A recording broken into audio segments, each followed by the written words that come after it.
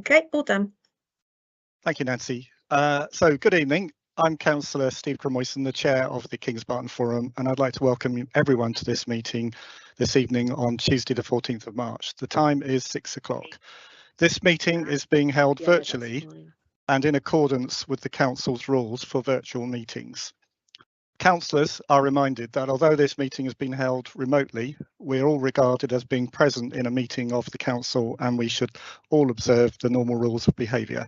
So first of all, can I ask everyone present in this virtual meeting that your microphones remain muted and your camera is turned off whilst you're not actually addressing the meeting, as this will reduce any background noise and help with any bandwidth issues that anyone are having in their particular location.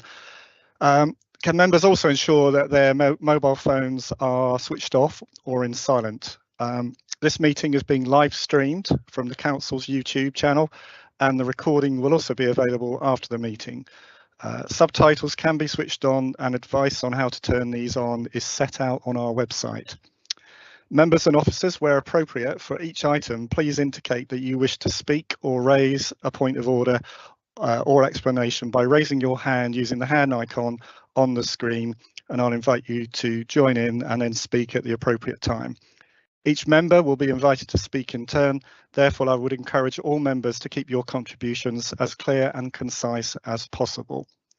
Finally, if members wish to leave the meeting at any point, could they please make themselves known to me by raising your hand again by using the hand icon on the screen, and I'll announce to the meeting that you are leaving the meeting.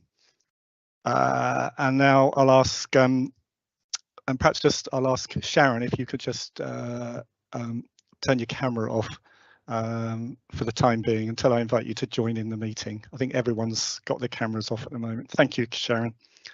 And if I'll ask Democratic Services Officer to undertake a roll call of members of the committee to confirm who is present this evening.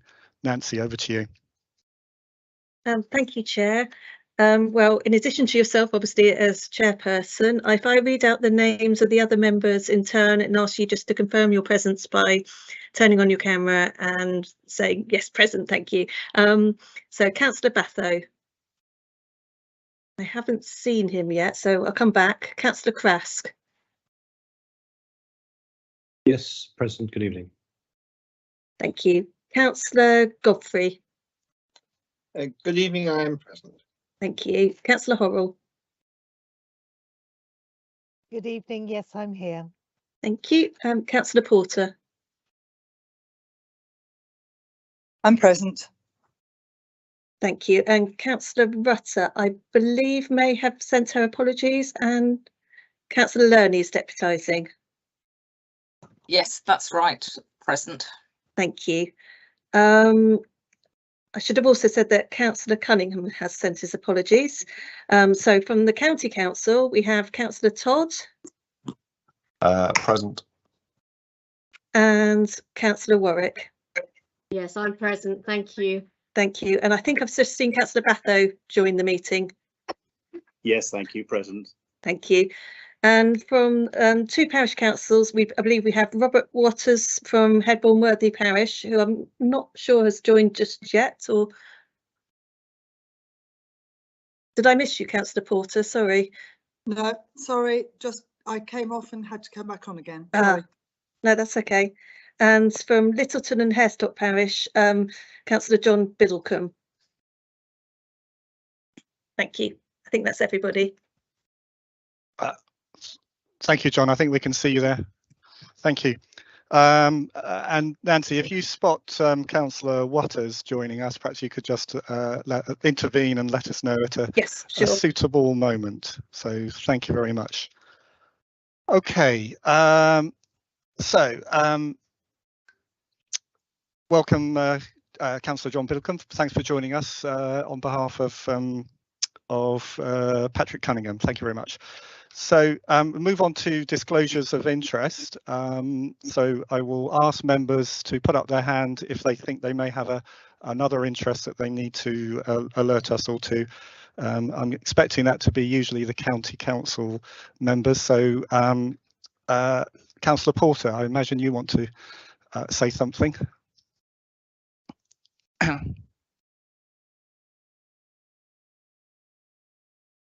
Have has Councillor Porter dropped off again? Yeah, back again. Okay. Apologise. I also have to register a non-prejudicial personal interest because I'm also a county councillor. I don't have to register an interest because the county council doesn't require me to register an interest as a city councillor, and I'm here as a county councillor. Okay. Thank you for that clarification. That probably goes for the same for me as well, Chairman, I think, because I'm here in a county councillor capacity at this. So you kind of expect me to be here. Yeah. I guess I could declare as a city councillor or not. I don't know. Yeah. I mean, for clarity, it's probably useful for people to be clear that we are, three of us here are so-called double hatters, which are county councillors and city councillors, but neither council considers that the other role prejudices our decision making. Yeah. Okay, well, perhaps we'll have a look at whether we need to call you out on this every single time. It's always confused me as to why we do this. I'm just going to open it up to officers. I don't imagine officers have any kind of interest, but here's the point in the agenda where that can be declared. Thank you, Nancy, for clearing my hand. I'm not sure what was going on there. That was my hand. I just didn't know. Sorry, I Okay. didn't know whether you wanted me to run through the officers present before we get to the agenda as well. Yes, if you could, that would be handy. And if officers could also just declare, if you have an interest that we need to know about, please declare it at that point. Thank you. Lovely. So on my list, I have Julie Pinnock, Robert Green, Steve Lincoln, Sharon Evans, and myself, Nancy Graham from Democratic Services. I don't think I've missed anybody, but please let me know if I have. Okay. And Nancy, I think we have Ian Curry on the line from Carla. We do, yes, thank you. And do we also have Viv Hill on the line as well? Hello, Steve. Yep. Steve, I don't know whether you can see me or hear me. I can see you, Ian.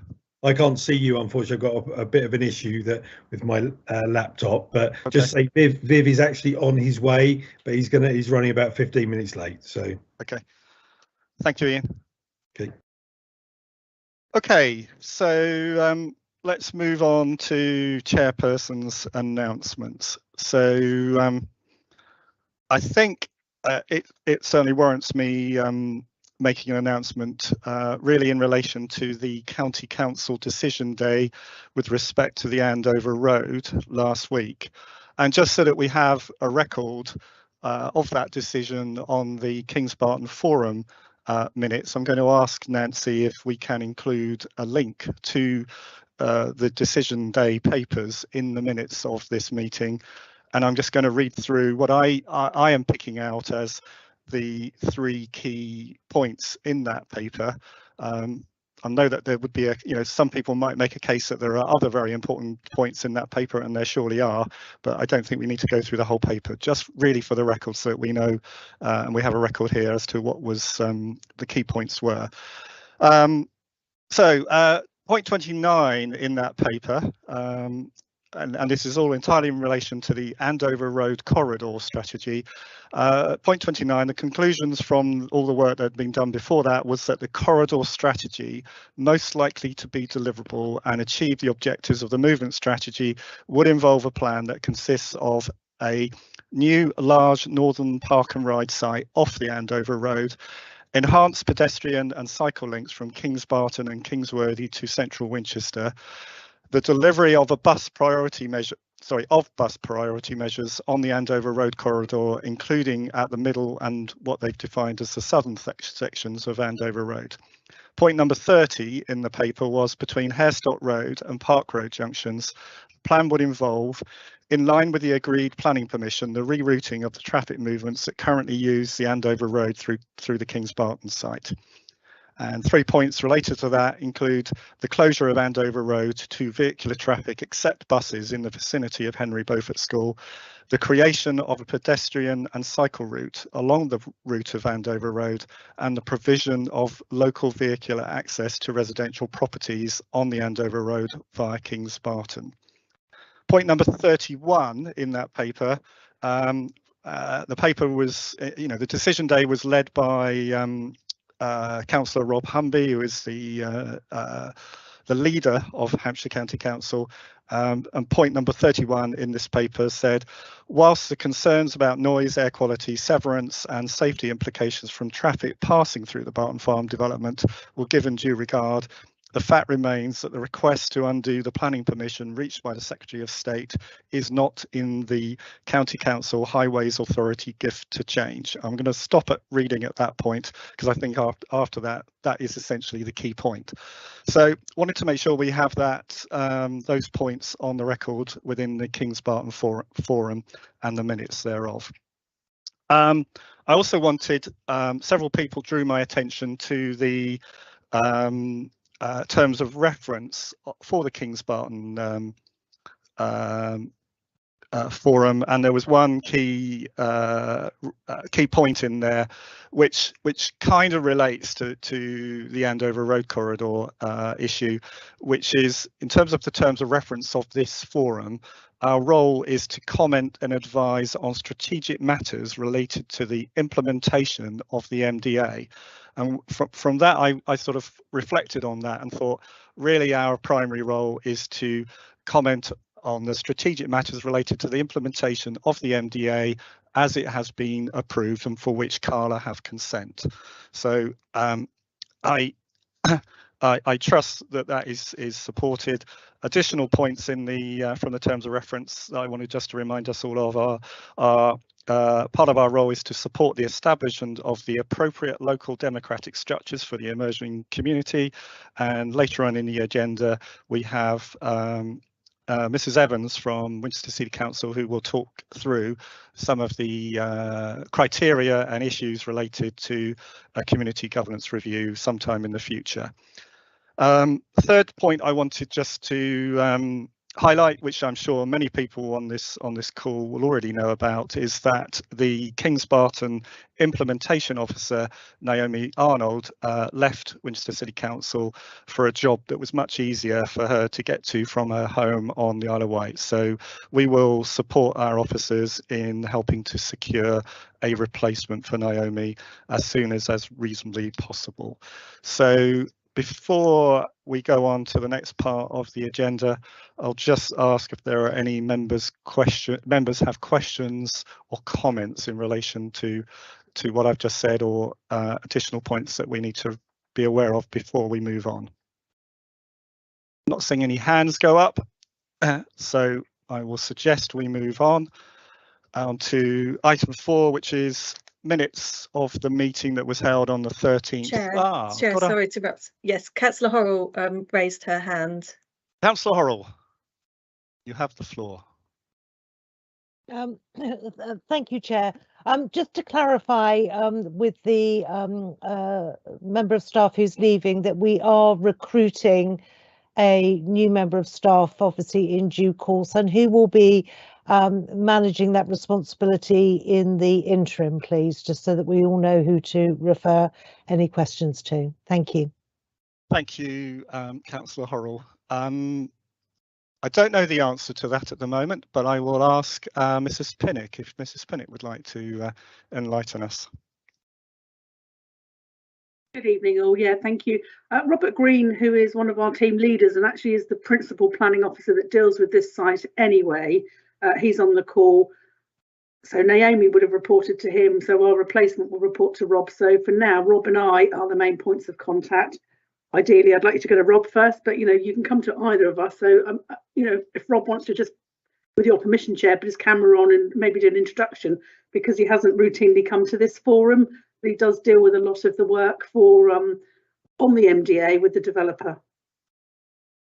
Rob Green, I think your manager has thrown you into the lion's den. Yes, yeah. Good evening, everyone. So, Thank you, as Julie. Julie said, Robert Green, so principal planner and team leader. So again, happy to deal with any inquiries in the interim whilst we look for the replacement. And I've been involved in Kings Barton for a few years now, so happy to help where I can. Thank you, Rob. Thank you. So if we can move on to the minutes of the meeting on the 13th of October. I am just going to ask members if these minutes are agreed or if there are any matters arising that you wish to highlight. You could put your hand up reasonably quickly if you're going to. It's not so easy in a virtual meeting to know when to look round the room and look at the shapes of the head or so on. So I've got Councillor Todd. No. Apologies. I thought I was voting in favour of accepting the minutes. Okay. I'm going to assume that Agreed. we are all agreed. Thank you. Agreed. Thank you, Mike. Agreed. Agreed. Okay. Great.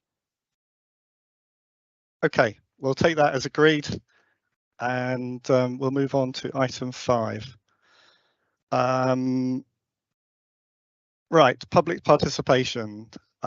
We don't have anyone, strictly speaking, from the public registered to speak, but we have a default place in this part of the agenda for the Kings Barton Residents Association.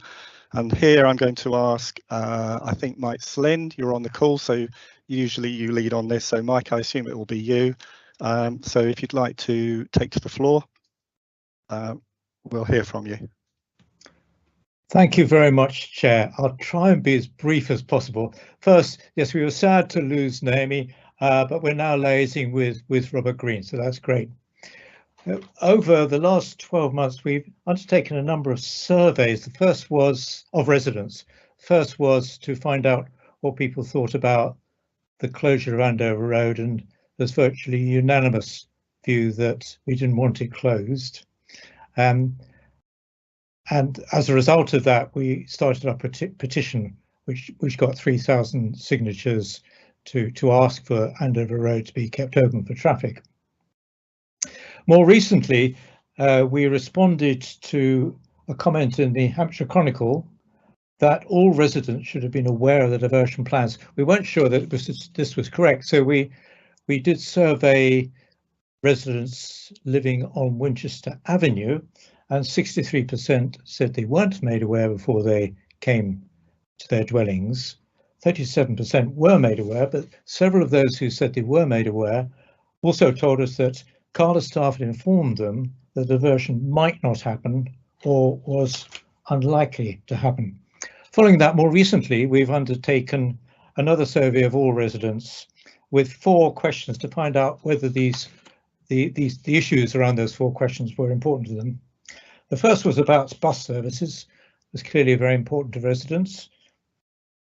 It's really strange to us that normally when an MDA is built, one of the first things to do would be to make sure that residents are encouraged to use buses, and that would be completely in line with the Winchester Movement Strategy. This hasn't happened. We still don't have a bus service. Also, we still have no proper walking and cycling route from anywhere in the development into the city centre. The second one was about road conditions, particularly in 1B, and we've asked Carla to address that. The third was about keeping Andover Road open, and as I said, great majority of people still want that to happen.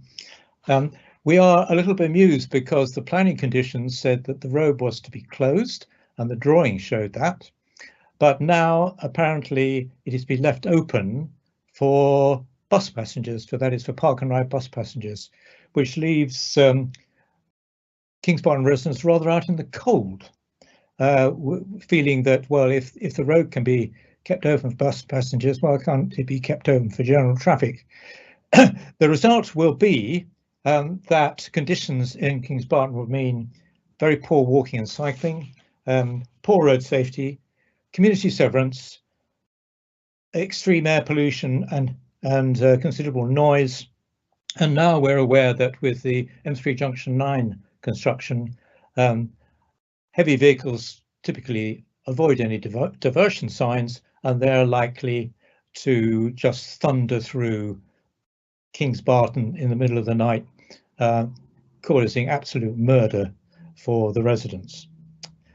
And then we had comments about the governance review. I'll just read out what we said in our paper. Councillor Jackie Porter, Jane Rush and Steve Cromoyson kindly set up a useful meeting for the KBRA committee in September 2022. They referenced the North Whiteley governance review and the published papers on that as an example to learn about how the process would work as and when it starts. Asking colleagues on a committee, we did all come away with the understanding that the governance review might start this year, and indeed that's what residents in our recent survey have asked for.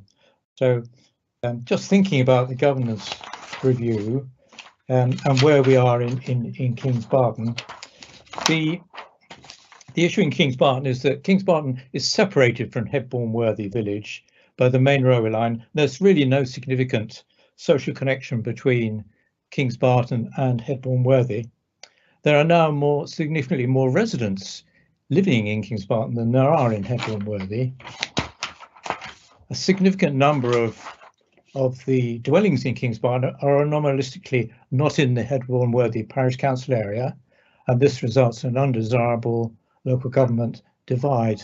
To be frank, residents in Kings Barton are most closely associated with Harestock and Week, and certainly the St Barnabas Parish Church community have really worked hard with us to enable us to hold social events, and they've given us equipment to do that. So we have a strong link with them. So moving on from that issue of governance review, the neighbourhood centre, we passed comments to Carla and are looking forward to the next public consultation on the neighbourhood centre. We've agreed with Carla about the design for the play park in Wennay, and you'll have had a separate report with the general comments about a large number of issues with Carla, and I'm sure Carla could answer any questions that you have about that report.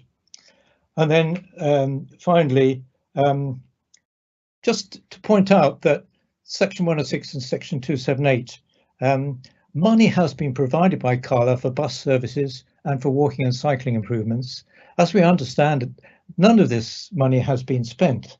So we would really like, please, could this forum have a report each time you meet on how much money has been received by Winchester City Council and Hampshire County Council from Carla, how much money has been spent and how has it been spent from the Section 106 and Section 278 money. Thank you very much, Chair. Hope I haven't taken up too much time. Thank you, Mike. You summarised that brilliantly. I thought if we'd gone through all of the notes, it might have been somewhat longer. So well done. Thank you very much. I'm going to open this up to members for questions or comments about your report. So members, do we have any questions or comments for Mr. Slynn? Okay, I see Councillor Lerney is kicking things off. So Councillor Lerney. Thank you, Chairman. I just wanted to clarify something. I was briefed by the County Council before the decision day paper went to the leader of the County Council. It's not the case that the road will stay open for buses. The situation is that the road will close to all traffic in the area next to Henry Beaufort. It may be reopened at a later date for buses only, is the situation. I thought it was important that we actually clarified that as part of the records of this meeting. Kelsey, Councillor Lerney, you went on mute there for a fraction. Oh, I think that must have been the connection, Chair. Okay, maybe it was my connection then. Yeah, would you like me to repeat if you what could. I said? Yeah, I heard through to when you were clarifying that it will be closed to through traffic, and there may be an option to later on have buses come through. Yes, that's correct. That was the crux of the point I was making. So I think I'll just leave it there, Chairman. All right, thank you. Councillor Porter. Thank you, Chairman. My point was pretty much what Councillor Lerney had been saying, but also I just wanted to clarify that I was grateful to the Kings Barton Residents Association for pointing out a specific route that they had talked about with regard to some buses, and I think we have discussed this, and I'm hoping that we can have a full report on this at your next forum. I think we've agreed that that would be the most appropriate thing to do with the correct officers, and having talked to the transport planners at Carla about this too. So hopefully we can raise that as one specific item next time. Thank you, Councillor Porter. Councillor Hurrell.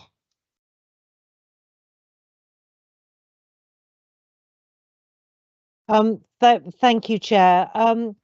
I just wanted to confirm to the Residents Association that I did speak at the decision day held by the County Council last week, and actually asked the leader of the County Council to defer his decision until he'd had an opportunity, and his officers, to have further discussions with Carla regarding the road, on the basis that the planning permission had been given more than 10 years ago, and significant changes have taken place in the area that will clearly impact that. And one that is in my ward in Wonston and Micheldeva is the proposed development at Sir John Moore Barracks that is coming in the Reg 18 draft plan as we stand currently,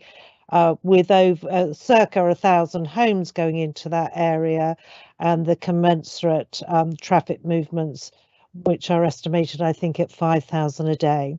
So I had urged the county, just so the Residents Association know, to rethink things and have further discussions, but was advised that that was not an acceptable route to take.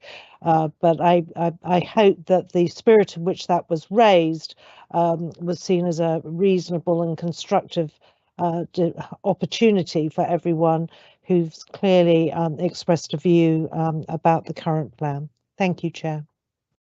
Thank you, Councillor Hurrell. So if I can just return back to Mr. Slynn. You mentioned the concerns that several people, well, more than several, quite a few people have around the governance wrinkles. We have on the agenda coming up, we have our senior officer, Sharon Evans, who's joining us, who will provide a briefing on the community governance review plans and so on. So hopefully that will give us some more certainty on what the criteria might be for that. I think issues around the bus services have been raised through your county, the county councillor who's responsible for most of Kings Barton. Don't want to say it's all of Kings Barton, but nearly all of Kings Barton, Councillor Porter, and I've seen quite a lot of dialogue between her and county officers exploring this issue and pursuing it on your behalf. And as Councillor Porter said, I think we will have on, the intention is to have on the work plan a proper full update on the transport plan, and including buses from both the county council and Carla, who are, I think, jointly joined at the hip on this subject. So hopefully we can have that update in July. That's not to say that Councillor Porter will not be pursuing it in the meantime, but I think we'll have a public discussion around that in that time frame. with respect to the S106 and S278 update, there is already a report effectively in every update. Now, I have previously signalled that the format of that is not particularly easy for myself as a representative layperson to understand, and I had it on my list of topics to discuss with Naomi some time ago, but obviously I left it too late before she left. So and I didn't think it was very fair for me to drop that on Rob Green about 3 weeks ago when we were discussing how, you know, possible things to improve. But I have that again on the work plan to develop a more friendly version of that S106, but it is in the paper, and I'm sure Mr. Green will probably touch on it in one of the later sections in the agenda. Okay, I think we can move on to the next part of the agenda, Chair. which is who's that? Nancy. It's Nancy. Just before you do, I just wondered if you wanted to welcome Councillor Rob Waters from Headbourne Worthy Parish Council, who I've seen has joined the meeting, and also that Councillor Porter has a hand up, but I don't know whether it's a new hand or an old hand. Thank you, Nancy.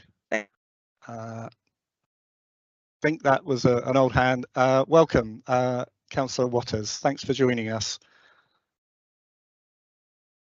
Thank you. I'm sorry I'm late. No work commitments. No worries. Knowing what you do, I'm sure you don't have, you know, complete control of issues that can happen at the last minute. Indeed. Okay. Thank you very much. Cheers. Thank you. Moving on to item number 5 in the agenda, community governance review update. So I'm going to hand the floor over to Sharon Evans. Sharon, perhaps you could introduce yourself, and rather than me making an incorrect guess of your precise job title, maybe you could explain to everyone your role within the City Council. Thank you. Have we still got Sharon?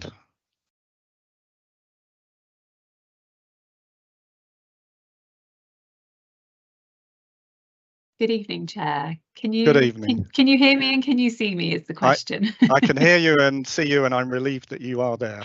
Thank you. It's one of those situations where I've got a dual screen and I had to quickly unplug something to enable me to actually address the meeting. So I do apologise. And firstly, if I could just introduce myself, I am Strategic Director at Winchester City Council and the Council's Monitoring Officer. So community governance and electoral DEM services all comes within my remit. Hence, I'm very grateful for the opportunity to come and address you here at this meeting. I have to say, since pretty much my very first day here at the council, I started in January. The subject of community governance reviews have come up, and many questions have been asked. So not only just Kings Barton that have been asking the question, but also other areas within the district as well.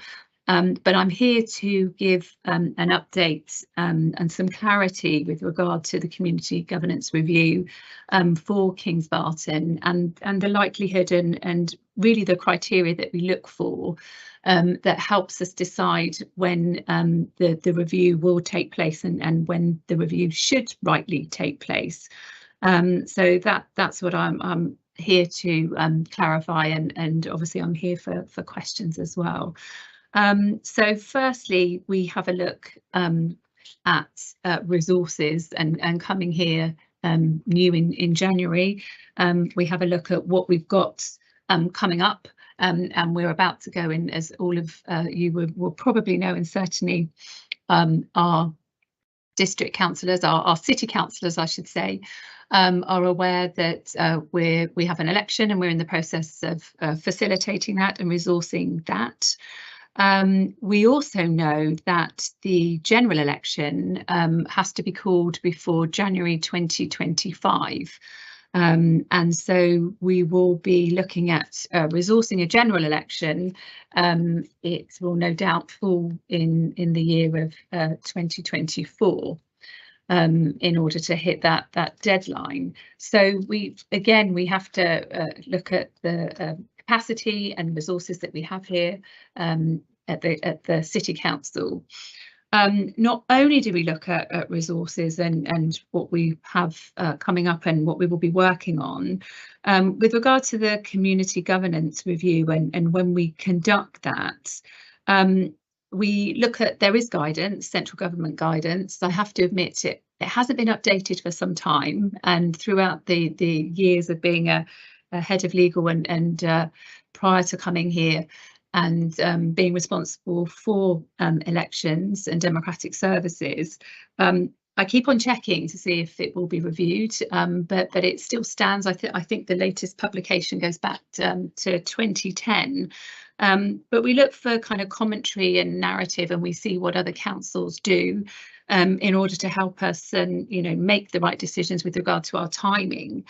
And what the guidance says and what the narrative out there is that you pick your time, one, when you've got the resource, absolutely 100%, and you have the capacity to do the review, but you also look at a point in time when you believe to have enough of the emerging community. That's what the language is used, and the language states that you look to have the emerging community, enough of them that will enable a true consultation and representation. And what you would want is that percentage in situ in order to give the review the credibility that it needs. And again, there isn't a percentage out there. It would be really helpful if there was, and it would help anyone in my situation to be able to, look to that and aim for that. But unfortunately, there isn't. But what the language used talks about is a reasonable community, a reasonable percentage of residents there in place and homes constructed. And so we've looked at what is deemed as reasonable, and the belief out there. Again, it will all depend, because sometimes councils will do a full community review, district wide, I should say, and they look at the whole of their district in one go. And so some will be in better place percentage wise, and others will just be when that timing happens. But yeah, so we would look at what we would class to be and deem as reasonable to be around 40%, and that is what the majority of the commentary out there looks at and looks for. Now, I have had updated figures, and I believe we've got Carla Holmes here who have joined the meeting.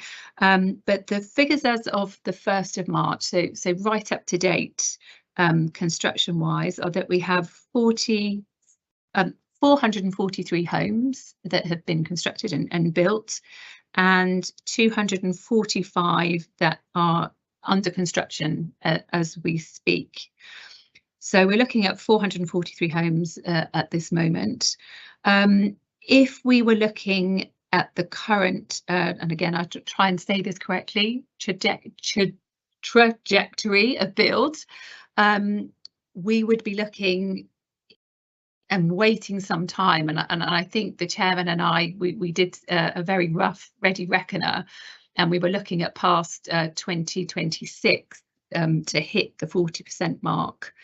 But when it comes to capacity and resource of this authority, we believe that we will be in a position to conduct a community governance review for yourselves and for the district wide also in 2025. So it won't be before, but it will be in 2025.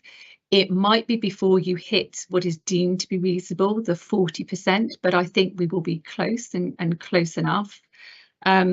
We've again, just hearing from the Residents Association, Residents Association, we hear your argument that there are enough residents and the resource, you know, where you sit and where the population lies isn't helpful with regard to the existing parish council at this moment in time. So by 2025, we may not have hit the 40%, but I believe that we will be close enough in order to gain and glean enough of a consultation. And therefore, that's when we propose to do it. Yes, so again, Chair, I'm here in, you know, this is a commitment, this is resource that we know we will have at that time. We would have put the general election that would have happened, and therefore it is, again, it's about managing expectations. And I can say at this meeting this evening, 2025 will be the time that we can resource this, but also what we feel would be a, you know, again, the right time. We'll have a higher percentage of homes built out, and again, we will have enough of an emerging community to glean and consult with, and therefore, you know, that is, again, myself and my team, we deem the right time to conduct that review for you. So thank you, Chair. I'm here for any questions. Thank you, Sharon. That was very helpful.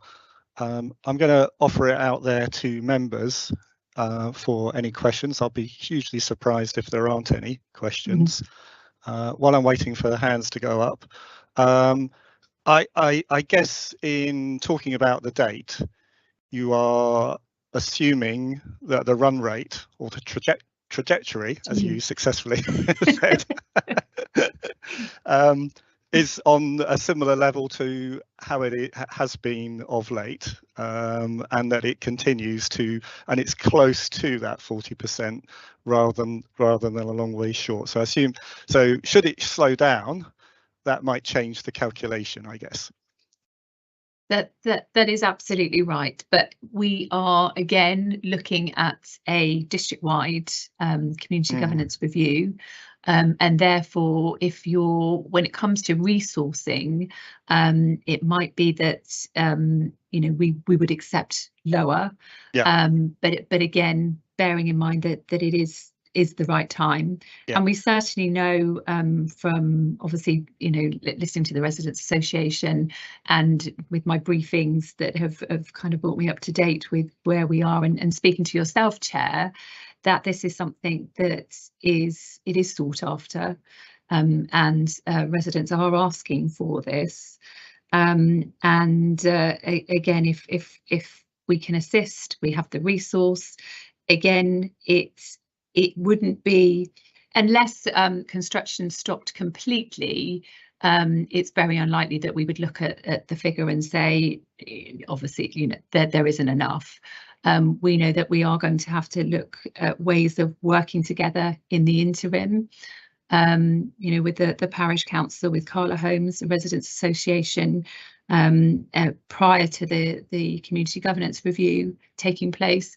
We're also aware that it does take time. It's not a quick process, but once it starts, you know, again, by the regulation and by the law, you can't sit on it. Once you start, you've got your consultation processes that have to take place, and we will be in a position to do that and run with that. Thank you, Chair. Thank you. Now we have two members are in the queue to ask questions, so we'll start first with Councillor Horrell. Councillor Horrell, please join us. Thank you, Chair, and thank you to Mrs. Evans for your introduction.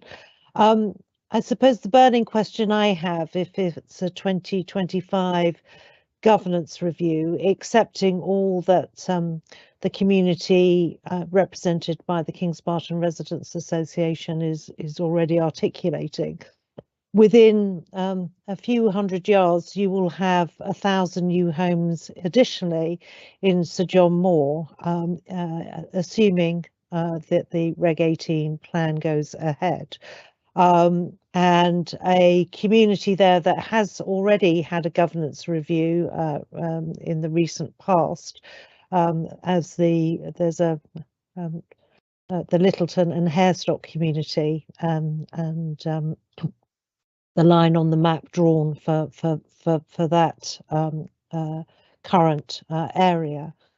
How would you propose to manage that very key additional injection of population if you're going on a 2025 schedule? Because obviously we don't want to be doing this several times over in the same sort of area, literally an adjacent community. So how or have you not had a chance yet to consider that, given we're in Reg 18, but given the numbers, I'm assuming that Sir John Moore is still very much on our agenda.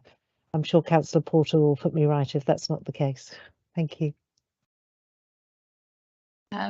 Thank you, Councillor Hurrell. It's a very, very good question. What the regulation does allow us to do is it does allow us to create and conduct a review with an emerging development and with emerging numbers. What also can happen, so you can look into the future, but again, it's very difficult when you don't have the residents in place in order to truly consult. So that it would be a decision that we would have to take and make at the time, whether we look into the future and we try and second guess that, or whether again it's we conduct the review as we can on the ground, and we go back and we deal with that when and as the time comes. Again, it's with regard to the whole district, it is a smaller element, but we can certainly look at that and we can try and factor that in. So it will be something that it's a very, very good question, and as you say, because of the housing number and the Reg 18, it's, you know, we need to factor that. We need to think about that. So yes, we can certainly have a look at what that may look like. Very good question. Thank you. Thank you. I think next in the queue we have Councillor Porter. So, Councillor Porter.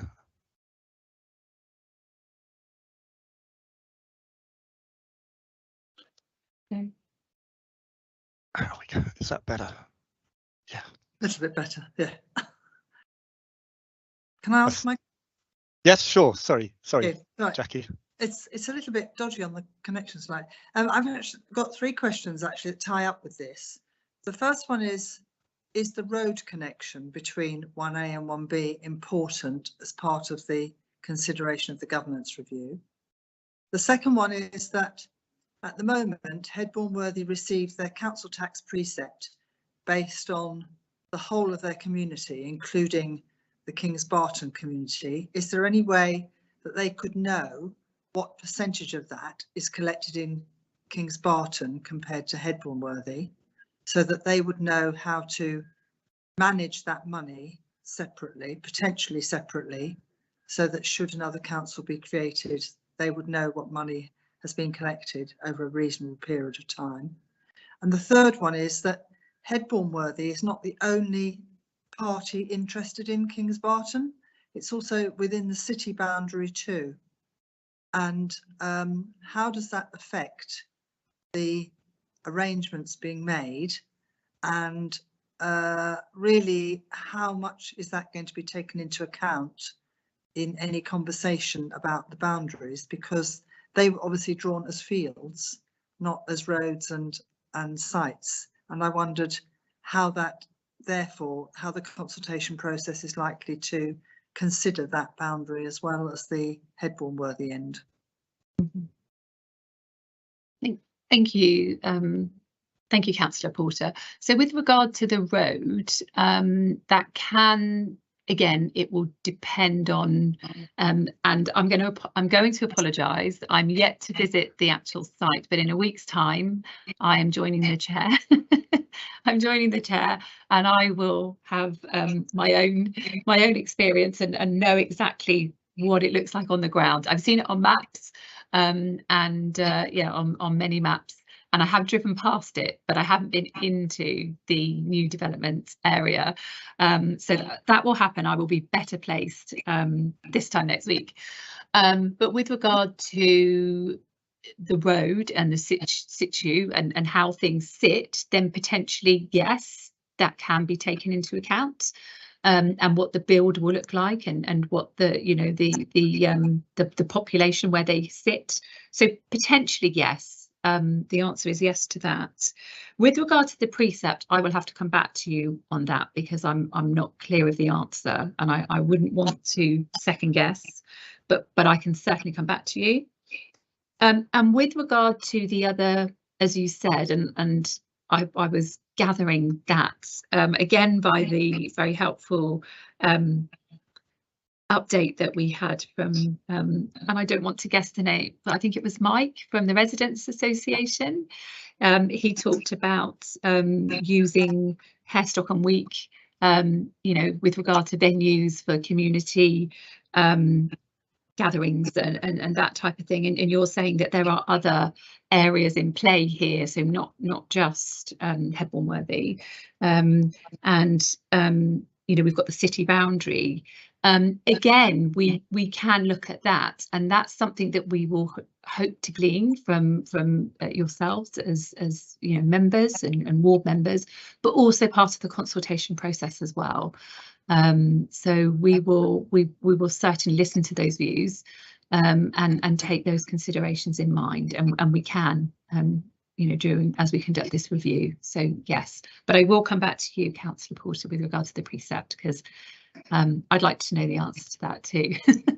Can I just reassure the residents that there is no democratic deficit in that sense, that we're all very conscious of the needs of residents and act as councillors in the appropriate spaces for the appropriate residents, whatever political party we're in. That is really important to us. So I just want to reassure the residents that there is no democratic deficit from a councillor at a city or county councillor point of view. Thank you. Thank you. Now, I think we had a hand up from Councillor Todd, but perhaps a minute ago, Councillor Todd, but then it seems to have dropped off. So I don't know what happened to it. It was definitely up, but it seems to have spontaneously gone away. Yeah, but well, I will take your questions first, and then we've got one more from Nigel I think Palmer. I think it was a related one, and I wasn't actually to the one that Councillor Porter just asked. I wasn't going to talk about the presence of the road, although I think that is important, but particularly the presence of the social and community facilities such as the pub, so that the community is working as it will be in the future. I had a question about neighbouring areas and what role they have, because I've seen the community governance review that's just happened in Whiteley, and in both cases the respective parishes kind of agreed with what was proposed. Also in West of Waterlooville. In West of Waterlooville, Denmead and Southwark and Wickham and Widley, Southwark and Widley agreed that they were very happy to for a new Newlands parish to be created. And in North Whiteley, the surrendering parish, and I can't quite remember which one it was very happy to sort of give up North Whiteley, and Whiteley Town Council was very happy to receive it. So I wondered, given that there's quite a complex arrangement of neighbouring areas, there's the Town Forum unparished area,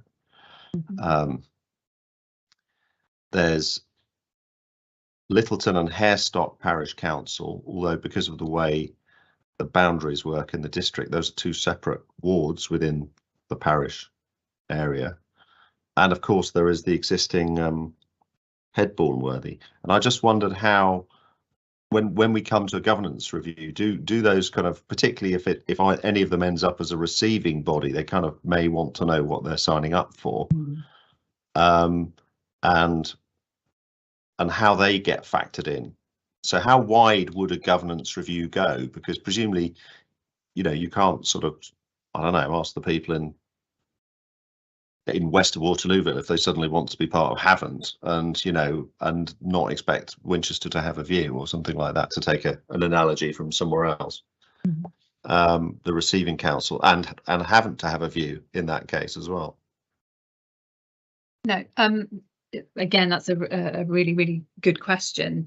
And what you would do and what you tend to do is you look to those neighbouring areas and parishes that are impacted upon, or where facilities are used, and so there's an intake.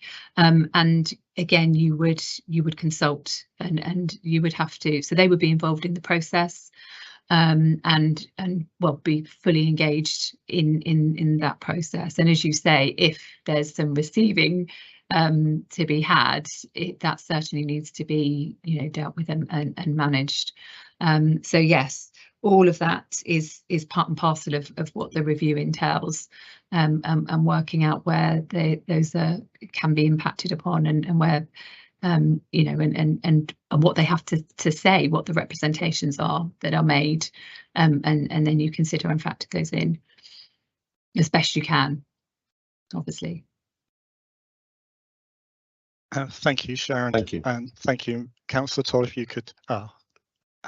I'm now going to hand over to Nigel Palmer, who I believe will be talking on behalf of the Kings Barton Residents Association. Nigel, your floor. Lovely, thank you, Chair. Appreciate the opportunity just to say a couple of words.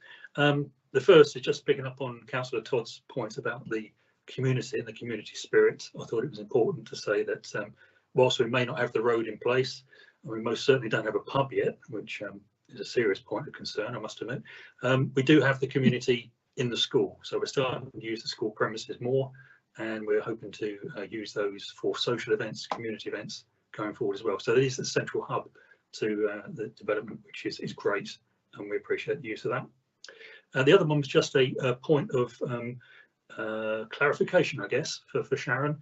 There has been some suggestion that there might be some boundary changes ahead of the actual governance review. I'm not sure the practicality of that, or the fees, or even the benefit of that, but could you just say one way or the other whether that's possible or not? Did you say in advance of the community governance review? So yeah, so I'm not aware of that being the case or on the cards at this present time. So okay, thanks for that. That's very helpful. That's it. Thanks very much, Chair. Thank you, Nigel. So Sharon, I've got a couple of questions in relation to really about what the scope of a CGR might be.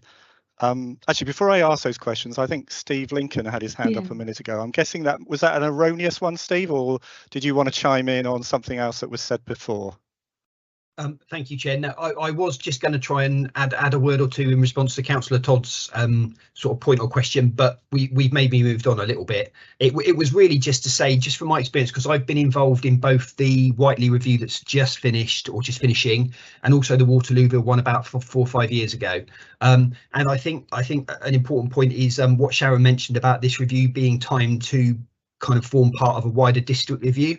And I guess that creates the opportunity that because it would form part of a whole district review, everybody would be being consulted on sort of boundaries across the district. So therefore, those slightly complicated matters of where this might impact on the city area or neighbouring parishes, we won't be needing to decide. I imagine we won't be needing to decide who we consult on, because everybody will be being consulted on a district-wide set of boundaries. So that will naturally form part of a district-wide review. Hope that helps. That was helpful, and it may be something I'm just going to ask a couple of questions in relation to that. So, Sharon, I'm referring back to some comments that Mike Slynn raised earlier on in his introduction, and it's really about establishing what power does a community governance review led by Winchester City Council have with respect to those boundaries. And we will when we do our walkabout, I will show you exactly what the challenge is there. And I think what the KBRA and others have said is that we have Kings Barton as a whole thing, and yet there are relatively small number of properties, currently about 30 dwellings, which sit within, I think, the town forum area, the city boundary. And there are, in the plans going forward, there will be another small slice further up within that boundary. And so I'm wondering to what extent the Community Governance Review has the power to affect the parish council boundaries in that respect versus ward or county boundaries. So what I'm assuming is that we may have the power, the City Council may have the power to kind of shift that parish boundary to the road where it makes more sense for it to be, without wishing to prejudice the Community Governance Review. But that wouldn't necessarily have the power to affect the ward or county boundaries, which have the same kind of anomaly. So could you just kind of, for the benefit of all us, set our expectations about what powers this CGR might have? Yeah, so you're absolutely right with regard to dealing with those anomalies of the parish boundaries. A CGR can redraw parish boundaries. So yes, it can, where required. So where you have those, as you say, a number of houses that aren't sitting quite where they should be. Now, with regard to the ward, and we're going to double check on this one, but I'm pretty sure with the ward and the county boundaries, that is done by the electoral committee. It's their review. We can feed into that with regard to the consultation. Yeah. And we do, yes, and we do, and that is something that we have done in the past. But with regard to our district-wide community governance review, it's those parishes and redrawing the parish boundaries that we are able to do. Right. So that's our remit. That's sort of what made kind of intuitive sense to me, without having a legal understanding of it. And would you need to have carried out the community governance review at the parish level before, and had that completed before you could put the City Council input into the Electoral Commission to lobby for wards and county boundaries to be aligned effectively using similar principles, or could you do that in advance of that community governance review? I think it would be more helpful if you have done that. You've done that piece of work. Again, it's coming from my previous authority. There was a boundary review, and we fed into that so fairly recently. But what I would need to do is have a look at when we last, when that was last reviewed here within Hampshire. And what that consultation process looked like, or where we are with the reviews going, county-wide, so I can have a look at that and feed that back to you, and that would be looking at potential ward changes and the county changes too. But yes, I can find out when that review did take place, and when it's likely to. Thank you. Excellent. Thank you. Now we've got one more question, one more hand up from Councillor Lerney. Kelsey.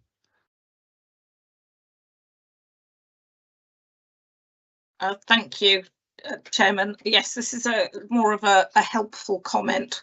I actually did the Liberal Democrat submission to the last boundary review, where we did try and preempt this issue on Kings Barton and put that part of it in the worthies at the time rather than having it in the town. Unfortunately, the Boundary Commission are very wedded to parish boundaries. So essentially, despite the logic of having the boundary running down the middle of the road rather than through what was going to be a development site, and I suspect the boundary does run through the middle of several houses. Yes, You know, I think you're absolutely right, Councillor. you know, it is. I think it is really important that we get those parish boundaries sorted before the boundary commission come in again. Otherwise, if they're working under the same parameters they've been given for the last one, then I don't think we've got a chance of solving the problem. You don't remember what year that was, Councillor Ernie, do you? Just roughly? It would have been 2015. 2015. Chair, I was just going to add, we had all our elections on a boundary ward reorganisation when we went to 45 councillors in 2016. Yeah. Okay, so yeah. Happy Thank you very times. much. That's helpful. Okay, thank you, Councillor Learning. That was that's helpful. As I think there may be a little bit of confusion out there as to the extent to which the CGR that we're talking about could actually sort out some of these anomalies. So we need to, I think of it as a process in which the first step is the parish council, and then once that is done, move on to the next things. Now I've got a bit of a cheeky question for you, Sharon, but it would, it would be really bad of me not to ask this, but and I know you haven't prepared for it, probably haven't prepared for it, but what are the criteria to establish a polling station in Kings Barton in 2020, in time for the 2024 local elections? And I'm assuming it is way too late to even think about this for 2023. So I don't know if you've had a thought about that. I have. Oh, wow. I have. It's quite a common question, and obviously when you look at we've got 443 homes constructed, then this question is going to be asked, absolutely. Now that the problem that we have is that we, as a general rule, and this isn't just Winchester City Council, this is local councils across the country, because of, well, it's generally been a rule, but more so after the last general election that took out Christmas nativity plays. We as a rule, we don't use schools any longer. We try not to use schools and utilise school buildings, wherever we can. And again, I think we've had some indicative conversations with regard to using if we were to, and again, that's unfavourable. And so what we are, and also finding another polling station, it comes with costs, and there are costs that come into play. We do pay for the use and also for the staffing of that. So at this moment in time, I can say, again, we review this, and we will review it at every election that we have up until we have a polling station. But the plan is that we will be looking to utilise the community building when and as it is built, and that would be our polling place. That would certainly be our preference. But again, as we get to each election, we do a review, and we do have those conversations, and we do listen to the residents where we can. So, but certainly that the plan at this moment is we are waiting for that community facility to be built and to be utilised as a polling station. Okay, thank you for that. You've provided a bit more colour as to perhaps some of the challenges in trying to negotiate what superficially seems like a straightforward thing to do. Now, when I give you the guided tour, we will negotiate as to whether we walk from Kings Barton's or Carla's sales office all the way to the polling station, or whether we drive. So we'll have a chat about that next week. I will bring the correct footwear, just in case. Yes, running spikes might be useful. Okay, so Councillor Todd, I think you wanted to comment I've on got this. I've got an alternative suggestion which I wonder if it could be looked at, which is I don't know if it's possible to split the polling station in two, to have a Kingsworthy one, a Headbourne one on the Headbourne-Worthy side, the other side of the A34 basically, and one on the or Headbourne-Worthy one, as it is currently, but maybe use one of the weak ones for a polling station, for a polling district that was part of the Headbourne-Worthy parish, but only covered Kings Barton, because then it would probably be more convenient to use either Wesley or I'm trying to think which would be the or the one in the one I think we still have off Berwick Road, the Rackets and Fitness Centre. I think it was last year. It used to be. So Okay. it's just I just suggest that as an alternative solution if it's possible. We have split polling districts before. We do it within the city, and it might be easier to split the polling district into two halves and have the western half go to one of the already operating polling stations. Okay. For Week or Hairstock. Okay, if we can identify where those are. I was looking. I have a they include Winchester Rackets and Fitness Centre, St Barnabas Church Hall, and Wesley Methodist Church in Stony Lane. Okay. So if any of those three would be easier, it wouldn't. It would be extra to handle, but it wouldn't necessarily require a new site, and that might be a better interim solution. Okay. We can certainly have a look. I can get the elections team to have a look. Yeah. Thank you. And if I know where those are, I will build it into our plan for our grand tour whenever it is next week. Okay. All right. Look forward to it. I'll send you the list. Yeah, thank you. So we have no more hands up, so I'm assuming members have had their say. I'm going to just offer this open to KBRA. I don't know if Mike Slynn or Nigel Palmer want to just chime in with any brief comments, questions at this point, and then we'll close this item. I'm not seeing any hands go up from Nigel or Mike, so I think you're probably going to take this information offline and consult, and then we'll have a follow-up chat, I'm assuming. Okay, thank you very much, Sharon. That was excellent. I think you've provided a lot of clarity, and I think it's to some extent reset expectations from last year, but I think it's clarity, and I think we can all work towards that.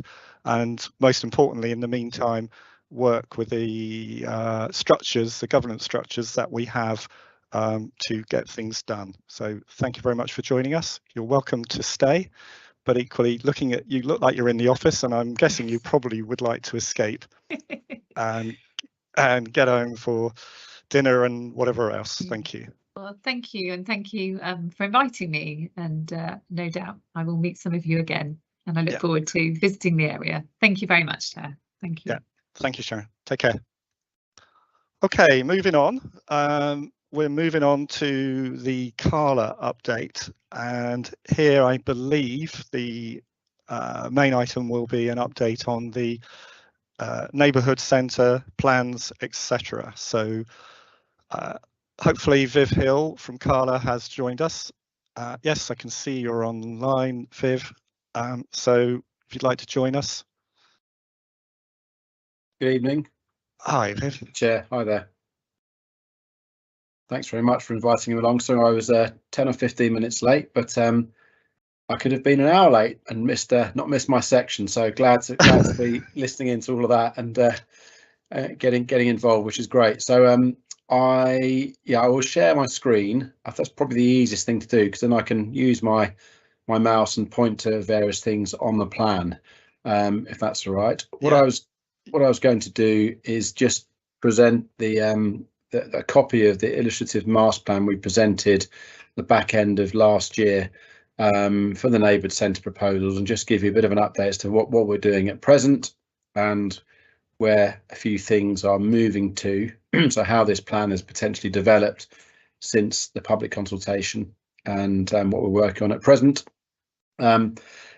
This is simply a copy of the presentation boards that the public and councillors were aware of at the public exhibition. So I wasn't proposing to go through these in any great detail. They were available online. They probably are still available online, and certainly they're in the public domain. But I felt just sharing this plan was the most useful one. So just to bring everyone up to speed and remind everyone as to what we're looking at, this is the ridge line here.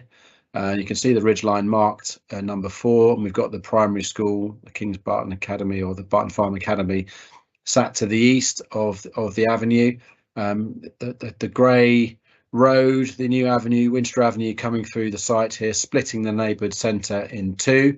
So the reason for the road being there in the first place was that it's creating the heart of Kings Barton, readily accessible by the 2,000 new homes. So the distribution of mixed uses on this master plan, as it was drawn at this stage at the back end of last year, was that we've got the food store and retail uses sat to the north of a public car park. We had the extra care, 60-bed extra care proposal to the south of that space, and then we had the community centre located to the west alongside a children's nursery. This was number 2 was a if I zoom in a little bit more, it might be a little bit clearer for those looking at it. We had what was called the yard. This was a piece of public realm, predominantly hard landscape, square, no vehicle traffic or movement in any of this public realm. So this will be the heart of the focal centre, within the nursery, the pub, and then the pub to the north of that space here in number 9. The community centre and the children's nursery there. So number 2, which we'd call the yard, was very much the heart of Kings Barton as the key piece of public realm and infrastructure in there, linking clearly to the wider park here, where we've got residential dwellings overlooking that public park, and then the Andover Road, or what will be Andover Walk when it becomes downgraded to provide a far more pleasant pedestrian and cycle route into the city along Andover Walk, where the Andover Road currently sits.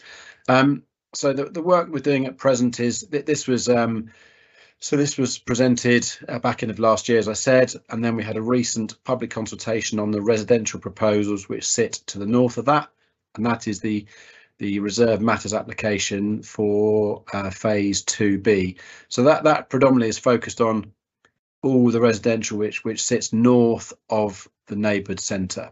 So it's filling in the gap of the road between the neighbourhood centre and the fully occupied phase 1B. And it includes all the residential which we see. Some of it is greyed out on this plan, but it will include all the apartments which sit to the north of the new public park. So that is the residential application, which we'll be looking to submit that to Winchester over the next couple of months as we work through the proposals there.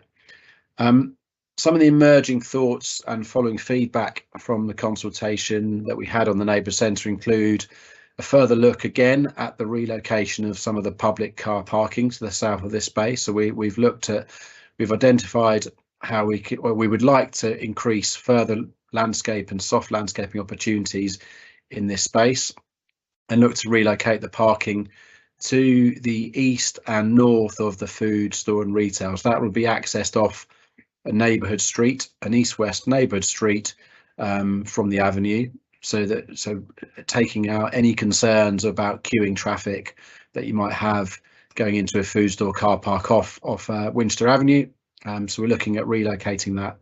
That will really then create a very strong east-west sort of diagonal route of key public realm, some fantastic opportunities for some landscaping, an open space in number 3 where there was previously heavily parked, a crossing, a toucan style crossing to be agreed with Hampshire and Winchester on the appropriate detailing across the road into the yard, into a more hard landscape space, and then beyond into the park. So this sort of diagonal of public infrastructure and public green amenity space will be delivered from Andover Road all the way through to the ridgeline, not forgetting that just to the south the ridgeline is the new Neep and Leap, just to the south of the ridgeline by south of the primary school.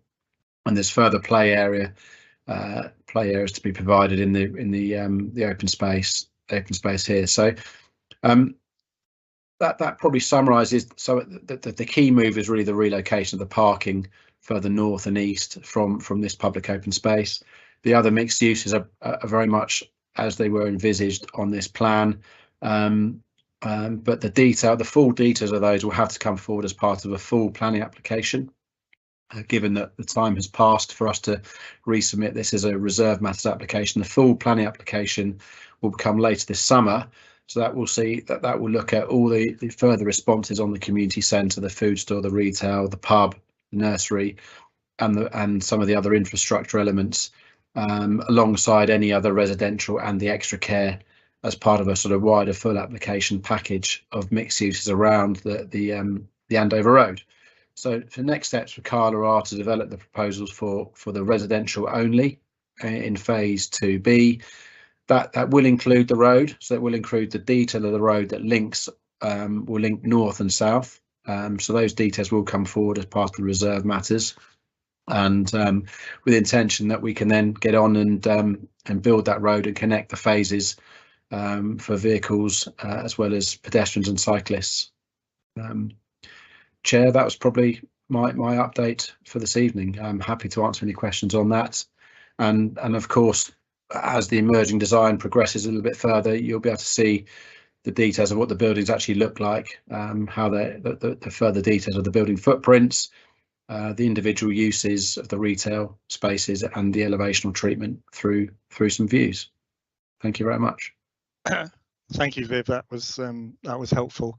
I'm going to throw it open to members to put up your hands if you've got questions. I'm not seeing any at the moment. I thought there would be some. I've got Nigel Palmer is going to kick things off, and then we've got Jackie Porter. I get Nigel, as you were first, and you kind of you brought everybody else, flushed everybody else out. It always takes one to flush people out. I guess it should normally be the members, but I'm going to say that I'm going to give the floor to you, Nigel, and then in future members can be a bit quicker. Thanks very much, Chair. Appreciate it. I'll be very brief. Viv, it looks good. Thanks for taking into account the parking concerns. Yet to see the full details, obviously, but that's a positive move, I think. The only other query that I had, there are various other topics or various other items that were raised with Carla at the time. Mm-hmm. I think the one I've had the most feedback on is the community centre, whether there are any plans to make that the form of it bigger to allow more mixed use and some sports, informal sports as well. I can give a very, very quick response on that, Nigel. Thank you for raising that. Some people, or a lot of members on the call, those who are more familiar with the Section 106 requirements will probably know that the obligation from Carla's perspective is to deliver a minimum 660 square metre community centre in the neighbourhood centre. The proposals that we prepared for the original reserve matters did exceed that slightly, so we weren't at the minimum, and the reason for that was following a piece of work which we were also required to do to discharge a planning condition quite early on pre-commencement, is to what the use of the community building should be. And we visited a number of existing community centres around Winchester, some of which were referenced in that public exhibition, to look at how others had done it, what sort of use those buildings were having, how the sports provision was accommodated, what facilities they had, whether it was changing or kitchen accommodation. So we produced an initial brief and specification for the community centre, which was submitted to Winchester and discharged as a planning condition. So that would have had that would have been consulted upon by officers and members at the time, back in the days when forums where we all met in person at the Guildhall. So that was agreed. The spec was agreed at the time by Winchester, and that is what has informed the design that we pulled together. So I think any change to that is probably over. I would suggest is probably in Winchester's court, and less so Carla's at this stage, given that they had agreed the spec and the broad arrangement of what the community centre needed to deliver for the development. Okay. The reason I'm asking, Vic, is because the boards that you put up at the presentation actually showed badminton being played in the hall, and that's triggered quite a few people's expectations about what it could be used for. And I think Gwen, quick response to that, Nigel. I don't think there's anything precluding that on the design that we have. What I would say is probably not to Sport England standard, i.e. it doesn't have the pitch and the size, but it would still be a sports provision could still take place within the hall should it be wanted. Okay. And I know Steve's very close to that, so we've had conversations over the years, and he's got his hand up, so maybe able to comment further on that. I'll give the floor. Thank you. Okay. Thank you, Nigel. Good questions. On the list, I've got Jackie Porter, but Steve, were you trying to chime in on that particular issue?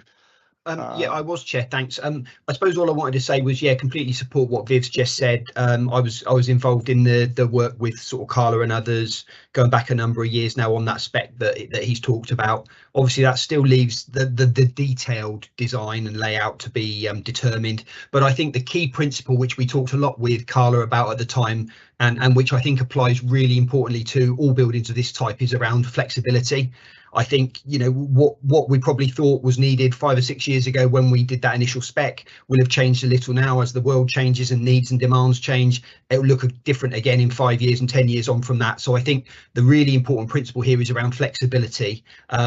From experience, some things like, for example, making a hall like that suitable for badminton, the height of the room means it's very suitable for that, but can create a lot of problems in terms of acoustics for lots of other uses. So I think there's a real balance to be struck. There's clearly still time to work with sort of local stakeholders and look at details, but I think flexibility is the key.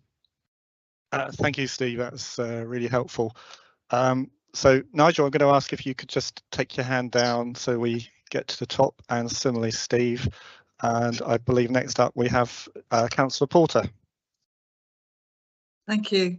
My question is about the two other public buildings or semi-public buildings, which is the extra care and the nursery. Both of them will require some sort of green space around them, and I wondered, and it will need to be private green space that will be secure.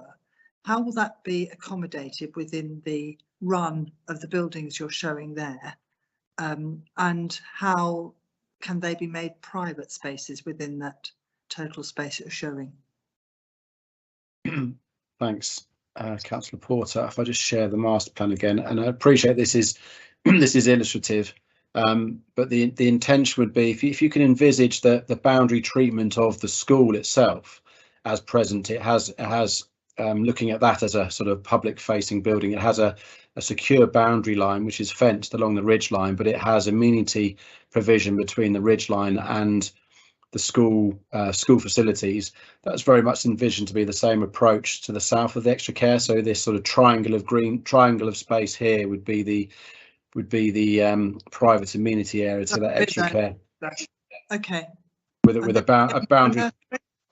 boundary condition there, and the nursery we'd notionally shown, but again subject to full details, notionally shown a sort of a fenced area around the nursery, which would be for children to play in. It doesn't have to be to the north and west.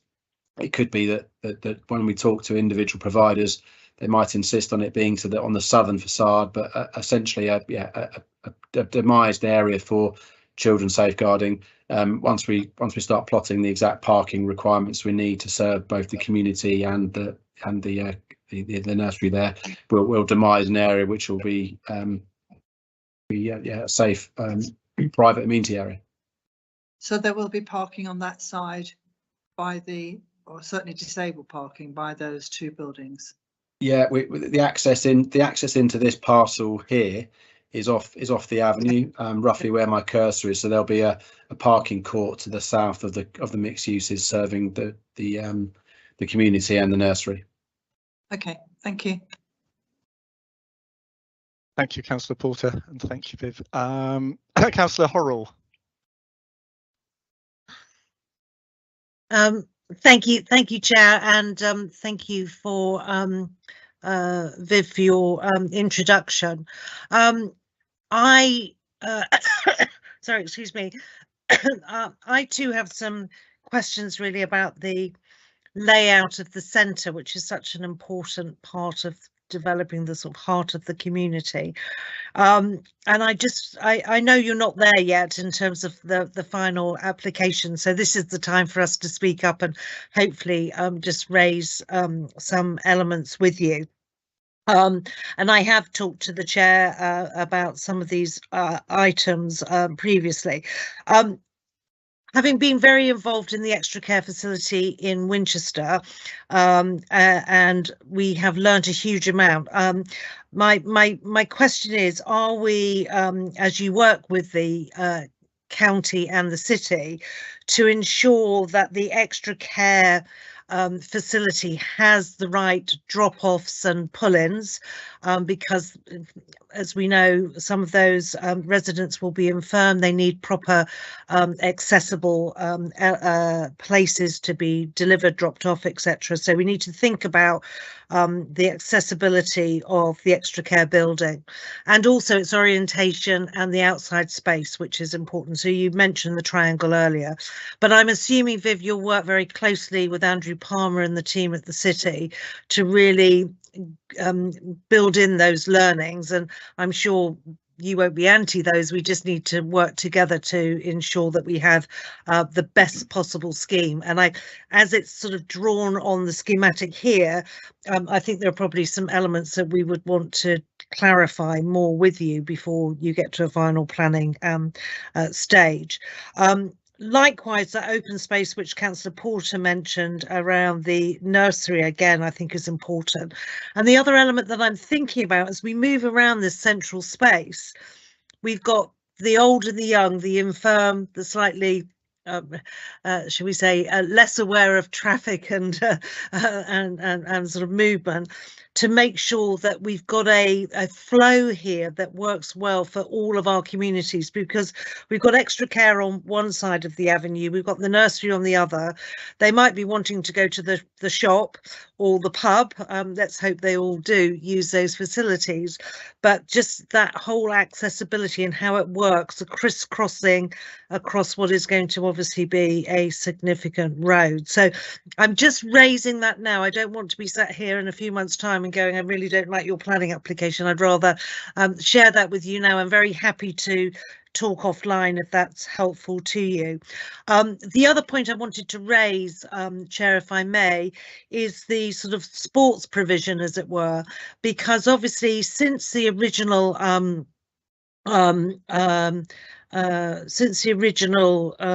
application, we've had a whole emergence of sort of our sports facilities, particularly with the Sport and Leisure Park, and our understanding of our requirements as a city and as a district, the City Council as a district, and to make sure that we're utilising the facilities that you're kindly building in here to the best of our ability. So it might not be a badminton court, it might be a netball court, or it may be on number one, you've got a field there. You know, exactly what is it that fits now, and people like Steve Lincoln would be able to help us understand what we've got in the total mix for the district and where the gaps are. And I'm sure it wouldn't make any difference to you whether you marked out a badminton court or a netball court necessarily. So we just need to make sure that this is as up to date as we can provide you with the information and support so that you know where our other resources are and where the gaps are.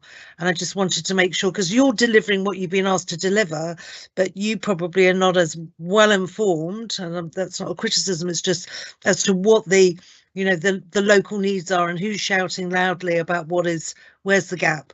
And if we can make sure we've built that into all of that, so that when you come forward with the planning application, you're best informed, that would be brilliant. Thank you. Thanks very much. Just taking each of those points in turn.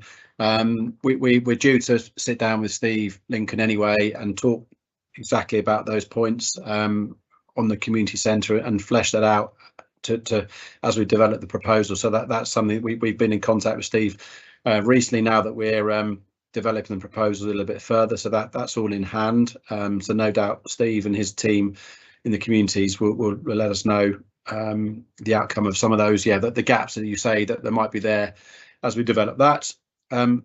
The permeability, I'm going backwards actually on the points, but the permeability point, I mean, ultimately that's been the whole premise of re-looking at the neighbourhood centre redesign, was to improve permeability, improve accessibility across the avenue, losing a lot of the hard standing for parking, putting more soft landscaping and public realm back into that local centre where we know it will be a vibrant addition to the plan that was initially prepared many years ago.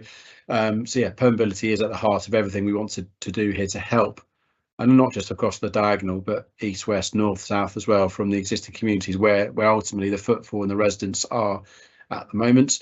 On the extra care, yes, we're speaking to the extra care team on a regular basis and their architects and designers who develop the Chesil Street proposals.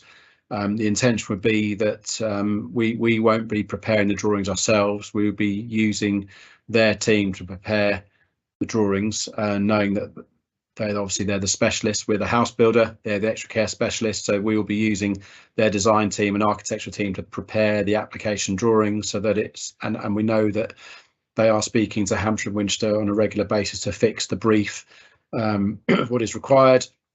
And I know that they're looking closely at the provision they want to put in there, reviewing the specification, reviewing the size of the units, what works for people, what facilities they need in that extra care building to bring it up to modern day 2023 standards. Thank you. Thank you. Thank you, Viv. Thank you, Councillor Horrell. I've got Councillor Batho like to raise a question, make a point at this point. Councillor Batho. Thank you, Chair. Thanks, Viv. And mine question actually follows on from Councillor Horrell's, I suppose, in some ways, in that I wanted to understand the scope and location currently of any proposed outdoor sporting facilities, and particularly the requirements for both formal and informal areas for outdoor activity. Whether you could just clarify what specifications you might be working to, and as I say, the physical location in the area of any of those facilities that are currently being proposed. Thank you.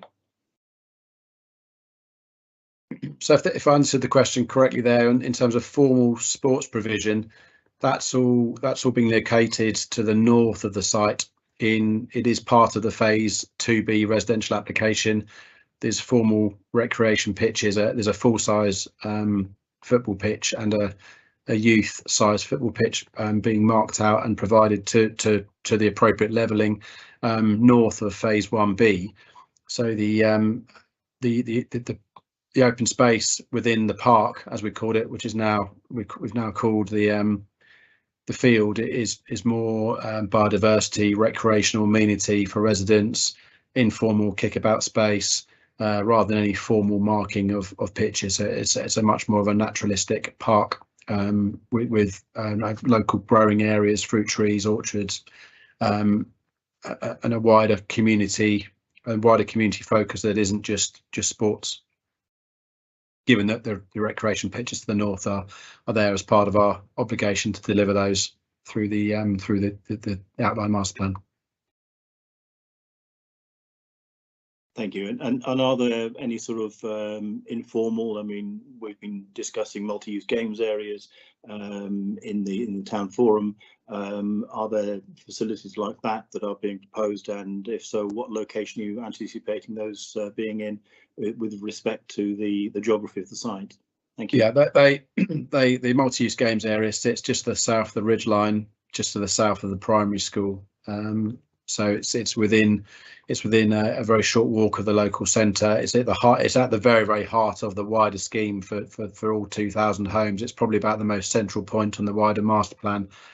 Yeah, there's a multi-use games area there alongside a wider play park.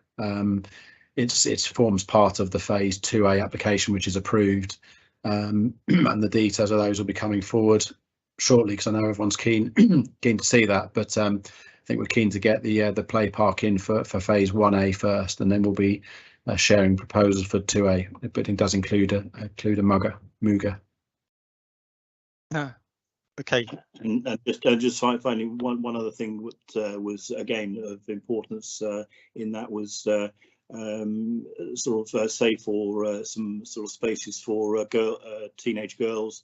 In terms of having that type of informal area as well, separate from and additional to a multi-use games area, which is seen more as a a teenage boy or sort of a young person's activity. So I think it's a combination of the mugger and teenage girl sort of facilities as well, in terms of somewhere safe for them to meet and to sort of socialise. Not sure. Yeah, difficult to know what that space might be. Having a teenage girl, a daughter myself, she's quite keen just to walk around the park with her mates rather than go and play sport. But yeah, we haven't identified any particular area for teenage girls on the site, no doubt. Well, unless it was part of a policy play provision, I wouldn't have thought we've identified any specific area for that use. But I'm sure it could be looked at. Okay, I'm sure that Councillor Becker would be very interested and sort of concerned that that is then covered. So thank you very much, Viv, and thanks, Steve. Okay. Thank you, members, for all those questions. I think you've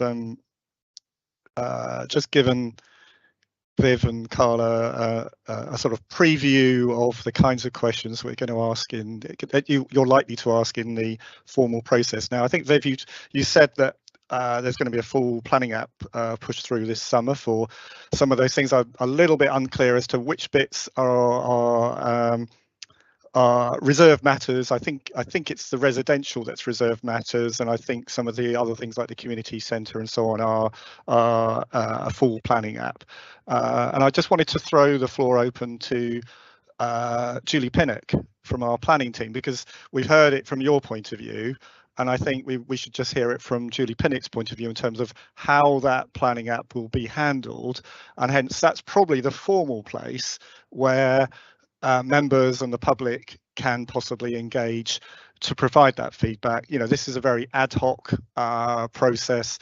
You know, I'm sure you'll take some of those ideas on board, Viv, but it's not the right format to formally kind of process it all, and some things might get lost. So I'm going to hand the floor over to, or invite, sorry, Julie Pinnock. Hopefully you'll want to come to the floor, Julie. I'm not throwing you a massive curveball, and you can talk through the planning, how the planning team will handle this planning application, and hence members and KBRA can understand how should they formally respond to this part of the procedure or process. Sorry. Yeah, thank you.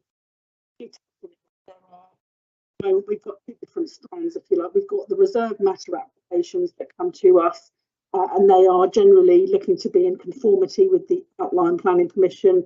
That's what we term that sometimes the parent permission, because the reserved matter application is technically a discharge of those conditions that were imposed on the outline, and they either have to meet the conditions on the outline as a reserved matter and or comply with the Section 106 obligation and earlier phasing. So that's what Carla have been doing, and that's what we've been working on them with, and having regard to all the representations. And I should say, sort of sitting behind that in council terms is our local plan, which has a policy for Kings Barton as a development area. So when a full planning application comes to us, we'll be looking at and having regard to our local plan as our starting point. So our local plan allocates this site for mixed use development.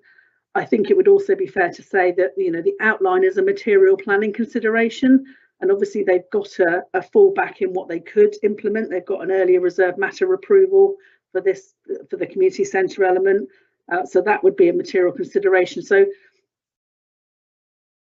Carla will submit a full planning application to us. The terminology, and I think if Viv will correct me if I'm wrong, is sort of calling it a drop-in application, because it's dropping into where there already is an outline planning permission, you know, on an island, perhaps with some reserve matters around the edges. So it will drop in, and what we'll have to do is we'll advertise that in accordance with the normal statutory planning regulations. So there'll be an opportunity for any members of the public, parish councils, residents associations, anyone else to have their say, make their written comments to us. We'll consider those, we'll assess those in light of both our own policy, national policy. It does give us an opportunity, doesn't it, to look at the sort of the council's policies and our current local plan, and I know Carla are aware of that. And then we'll have to make an assessment and a recommendation. And I would say Rob Green, who you've met earlier, would be the lead planning officer on that. At that time, he's been involved in the previous applications, and depending on the comments and representations and where we lead, we'll make a formal recommendation on that proposal, Chair. So I would say that would need probably an amendment to the Section 106 agreement, so as we can sort of tie that in. But those will be sort of some of the details we'd be looking at if we, you know, move to a positive recommendation. So I mean, it's a whistle-stop tour of a planning sort of submission, really, Chair. But you know, that would be the benefit. That would be the essence of it. Okay, that was certainly helped me understand what may happen later on. I think we've gone through questions, so I'm not going to open that particular point up for questions. But I think what you're really saying there is all those things that were all those issues or requests or questions that were raised in the members' discussion and by the reps from KBRA, they can all be fed into that process later when you're actually considering the actual formal planning application. I think that's how I heard it. Yes, very much so, Chair. But what I suppose, you know, we've got the opportunity to have Viv here now listening to this, is, you know, sometimes when you've got a planning application on the table, some of these things are already fixed, aren't they, in developers in their mind. So it certainly is the right time now for Viv and Ian and the team to be sort of hearing some of those comments that members have made tonight and earlier at the exhibitions, so as they can be thinking, can they factor those into their plans? And then when it comes to your officers to make our assessment, we'll have to be thinking about, you know, how far can we push that, if that's a good phrase?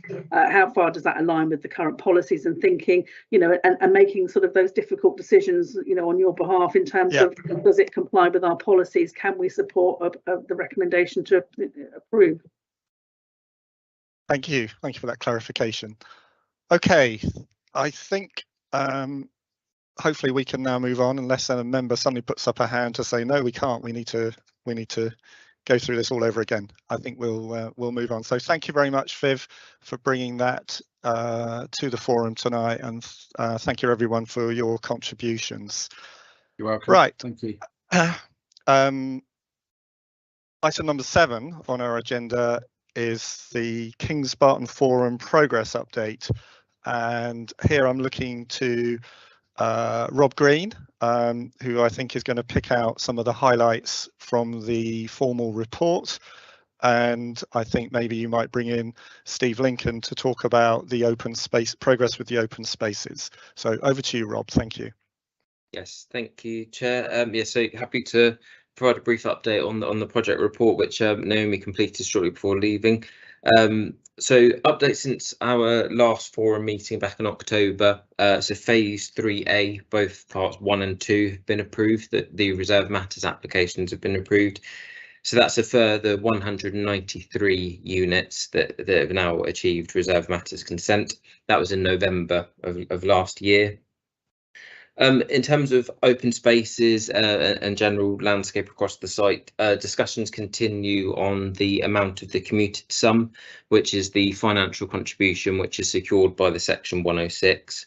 So the landscape team at the City Council were discussing that with partners and Carla as well. So those discussions are ongoing. We have also had the non-material amendment application for the play area in phase 1A submitted. So that's with the planning authority at the moment, and we're considering it. We touched briefly on the Section 106 tracker earlier. As you can see, that has been updated. It's been tidied. Members will note that there are a lot of lines that they've got to strike through them. So I just checked what that was referring to, and those are the ones that have been superseded by variations. So variations to the 106 over time. So there is a record for now.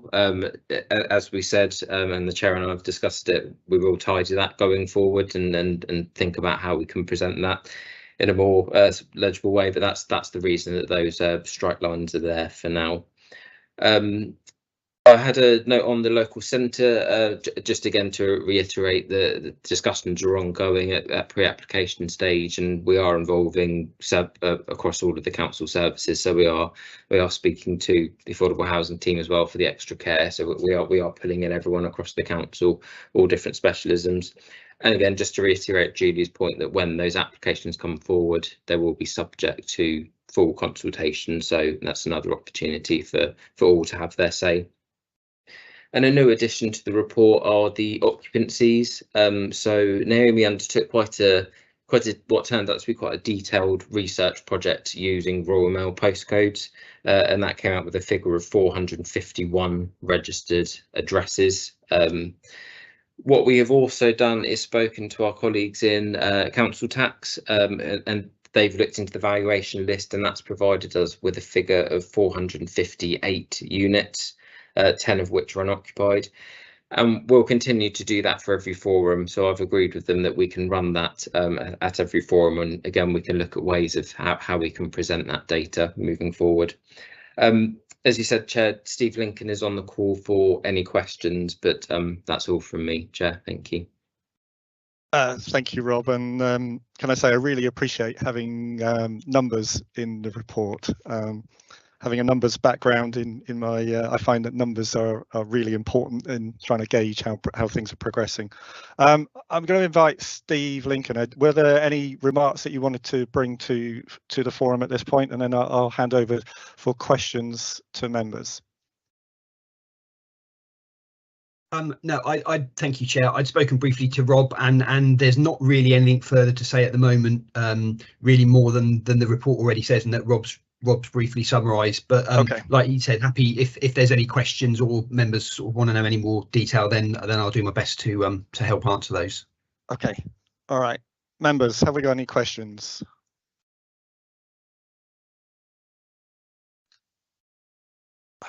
I'll just wait.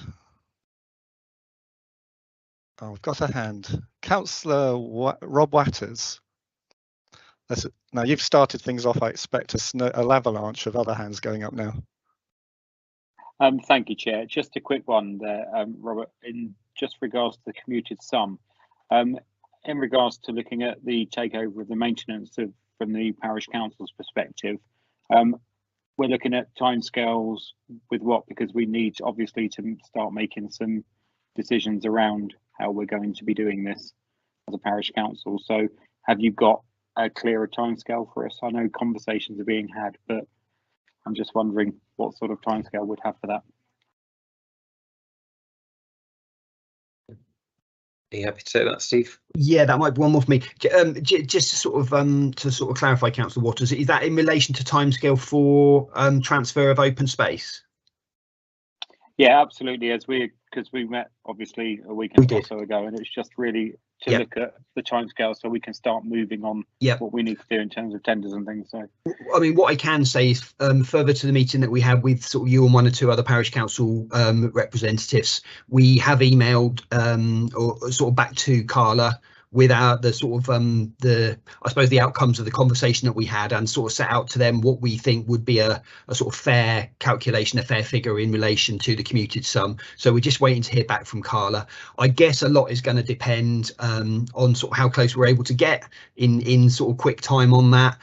You know, I'm hopeful. I think it's one of those things that should we sort of be able to sort of come to some common ground on that, then actually it shouldn't take very long at all. I know there's been a lot of conversation over a period of months between yourselves, colleagues from the landscape team that I've sort of have overall responsibility for, around some of the spaces that are moving towards being ready to transfer and adopt. So I think, you know, in theory it might not need to take too long, but obviously we still have the really key issue, which has been the one holding us up for now, which is around us reaching some agreement with Carla on what exactly that commuted sum should look like. So yeah, not able to really give anything specific, but certainly from our perspective, and you know, I think sort of we're primed and ready to move as soon as we're in a position to, and we've reached that agreement with Carla. Then we'd like to move it forward as quickly as possible, because I think we're all agreed that the sooner we can sort of get facilities over to the parish council, then the better for everybody.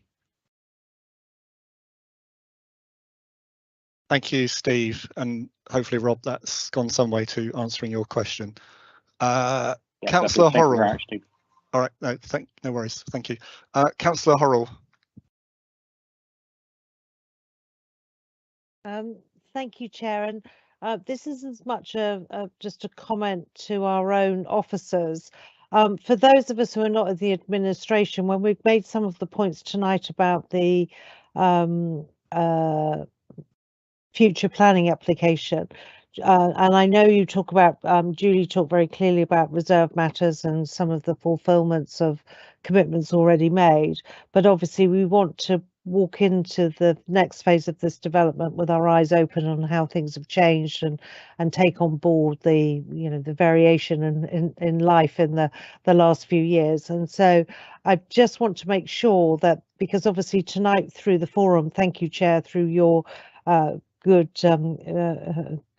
office, as it were, we've been able to make some points, but that the officers find a way of actually getting those conversations into your considerations before we get too far down the line. Otherwise we get to a planning application and we're having to be formally objecting, which is not really the way to do that. So just want to as I say, Chair, I'm sorry, it's I'm asking that through your good office this evening, but it just seemed the only way to actually ask the likes of Rob and Steve just to consider how we take that forward in the broader context. Thank you.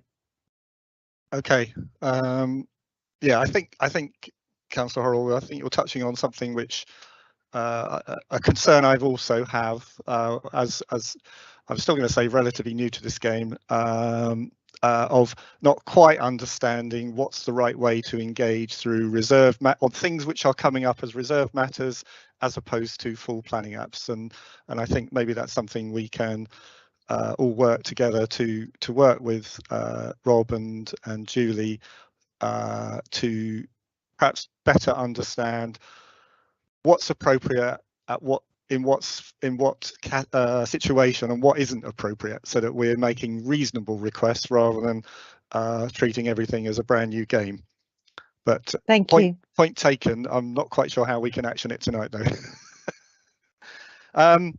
So I think we've got no more questions on this. As I said, thank you, Rob, for providing the numbers. I think that's really helpful. It gives us some idea of trajectory. Perhaps for Steve here, since before I was a councillor, for about a year before, I did come along to some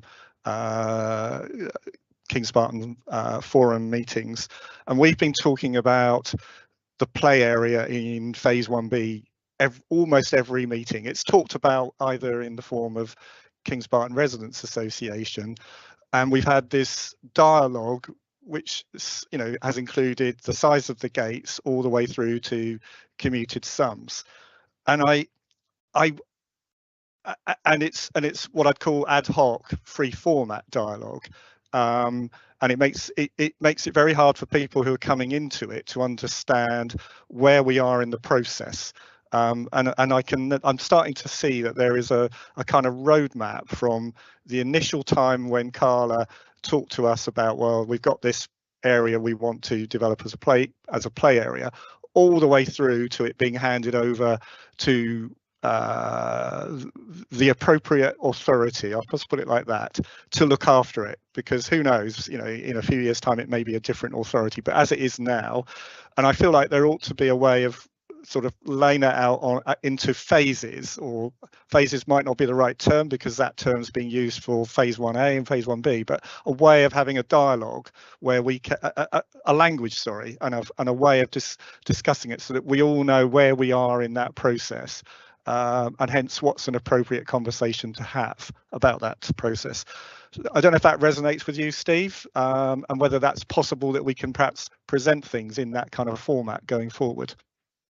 Thank you, Chair. Yeah, no, that sounds perfectly fair. I think probably the phase 1B playground is a slightly different beast in that, yeah, only in that I think the times when some of those conversations were had, there was probably a little less certainty around maybe what the future destination for the open space might be in terms of, you know, who might run it and look after it.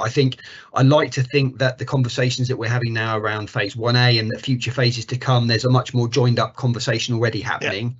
But certainly one of the things we could do, and I can take this back to the team and maybe talk to Rob afterwards and outside of the meeting, is we could just have a look at maybe the information on open spaces that's included in the development report. We could maybe provide you with a little bit more, some stuff around some timescales, you know, where exactly in the process we are with each of the spaces, how things are coming along, where they are in terms of moving along from that, you know, early planning stage to details being agreed to Carla commissioning through to, you know, going into a 12-month maintenance period and then on to transfer. So we could maybe provide you a little more detail at the forum meetings around that process and where we're at with it. Yes, well, I appreciate your that's acknowledging that resonates with you. I think, you know, I think we can probably take it offline. I'm looking, what I have in my head is something like a table, you know, or a diagram that shows, you know, how it's moving through the phases, something like that, that is visually easy to look at, where all the, because at the moment, you know, we've got more and more of these things coming on stream, and we're going to be having dialogues about multiple things, so it'd be easier to see it in a tabulated visual form. Yeah, very happy to talk with you offline about that, Chair. Thank you. Perfect. Thank you very much. Okay, I think we're done with that report. So thank you very much, Rob and Steve, for joining us tonight and for the work in preparing that report. So to wrap up for this evening, I'm just going to point out to everyone that the next Kings Barton Forum is on the 11th of July this year, obviously. I don't know if we may not have actually talked about this, but I have documented a few work plan items for the next forum, and those are that I would like to be inviting, and I don't know if we can note this and ask our officers to try setting this up. I'd like to request the county highways team to attend the next meeting to talk about what work is needed to resolve negotiations with Carla about the Winchester Avenue specifications. We've been having this dialogue in relation to the road surface in phase 1B, and it feels to me like, you know, I think it's time we focused on that, and no doubt Carla and the highways team have been talking about this. I know they have, but perhaps if we can get the county to join us in this forum, maybe that may help to serve to bring that forward. The second item I'd like to try and cover in the next Kings Barton Forum is that we invite the county transport folks to join Carla to present their joint plan for the bus services, and, you know, how they're using the funding that has been made available for that purpose. I know there's the issue's been raised, and it's been raised through Councillor Porter, who is pushing it through at the county level. But I think, again, if we can kind of bring them to the forum, maybe we can ask questions at that forum and knowing that those questions are going to be asked, maybe that might focus some minds on coming up with answers. So those are the two key things, and hopefully we can also have a better, more detailed look at the new improved S106278 tracker. And I think, as Kings Barton Residents Association mentioned that in their remarks, I'd quite welcome input from Mike or Nigel as to what would make the tracker easier for the public to understand. Obviously, we'll look at it from the members' perspective as well, and also from officers' perspective. And it obviously has to be manageable. It's, you know, we're not going to ask the officers to spend all of the next 3 months preparing that tracker, but it has to be manageable. But would like to get some input onto what would make that a more useful tool. And of course, I'll invite members to also provide any input. You know, if you have a look at the current tracker, perhaps you want to let me know what you think could be better about it.